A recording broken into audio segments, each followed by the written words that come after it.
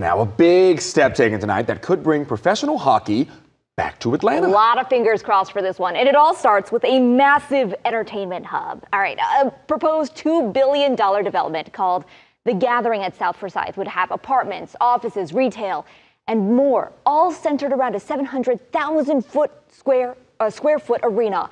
We spoke with county officials earlier today about the chances of an NHL team actually coming back here to the state. The county understands that the Gathering at South Forsyth team has been in communication with the NHL, and that the NHL in no way has made any promises towards an expansion here in Forsyth County. However, there are indicators that show that Forsyth County could be a great spot for an NHL team. Now, both sides are going to be working together to put out an official detailed document of that plan. I remember the Thrashers. Good times.